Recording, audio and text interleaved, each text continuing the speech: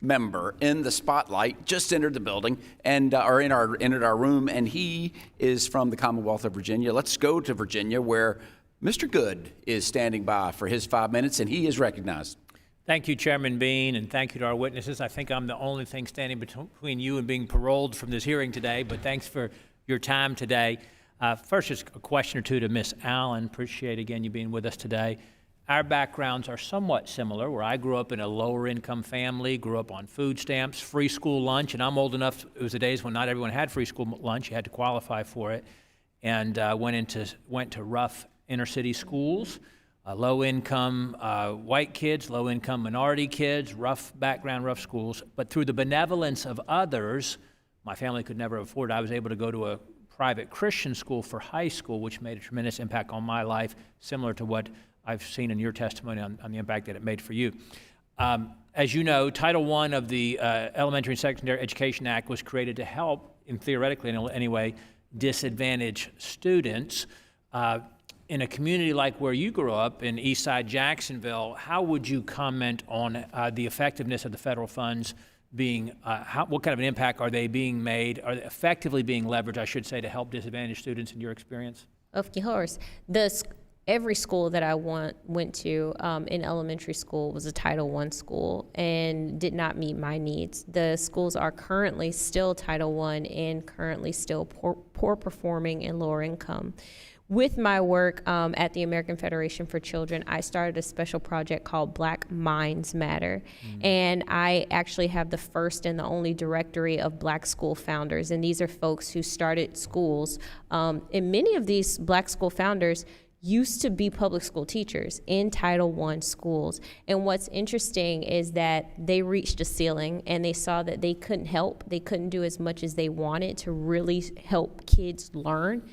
So they decided to start their own school. Many of the colleagues and members were talking about teachers in the public schools and in the system.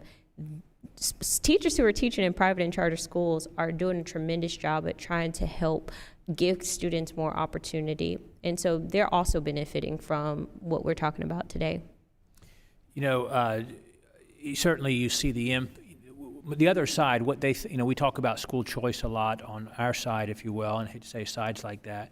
The other side is very much against school choice and will say, that school choice harms the public schools. Their feeling is if a public school is toxic, if it's failing, if it's dangerous, if it's not meeting the needs of the children or the families that are subjected to those schools, then everyone should have to share in that misery and no one should have the opportunity for school choice. I have a bill, it's called the Choice Act, which would allow federal dollars allocated for education to follow the child to the school choice of the family, whether it was another public school. Some districts charge you to go outside your district, of course, a few $1,000s in Virginia in some cases, whether it's the private or Christian school or homeschool expenses or what have you. How might it have made a difference, or would it, for people like others in your situation, or yourself maybe, if federal dollars went to the school choice of the family instead of being restricted to that public school where the child happens to reside? It would make a tremendous difference. Folks who have backgrounds similar to ours are wanting better options for their students. There's a very sad story of a mom from Ohio who tried to pick a different public school for her daughter and ended up in jail because she was violating the law by sending her kid to a school outside of her district assigned zip code. And that's not a free, equitable system. We need one, though. Yeah, and sadly, unfortunately, there is not a correlation that we can demonstrate in terms of achievement or excellence in education and the dollars allocated per school district. Some of the areas across the country where we spend the most money in the public school system or government school systems, we get the worst outcomes in those systems. This for Dr. Burke, and again, thank you for being with us, and with the limited time that I have left, could you just comment on how you feel like the effectiveness is demonstrated by the federal government's role in education? What's the proper role of that education, and what's the demonstrated effectiveness for the mandates and the controls that come with the federal government's small amount of dollars that are allocated? Well, education's not an enumerated power of the federal government, so the more that we can do to start winding down federal intervention in K-12 education, the better. The track record has been incredibly poor, unfortunately, since Lyndon Johnson launched his war on poverty. We've spent $2 trillion just at the federal level alone, which remember is just 8.5% of all K-12 education funding.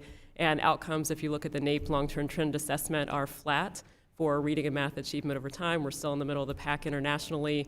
Disadvantaged students are still struggling with graduation rates, et cetera. So we've got to change that dynamic, start winding down federal spending and intervention in K-12 education, and allow education choice to flourish in the states. Thank you. In Virginia, 94% of our funding for the schools comes from state and local, and I would submit that the 6% we get from the feds is not worth it. We can make do on the 94% without the federal mandates and the negatives that come with it. Thank you so much. Now I yield back, Mr. Chairman. Thank you, Mr. Good. At the beginning of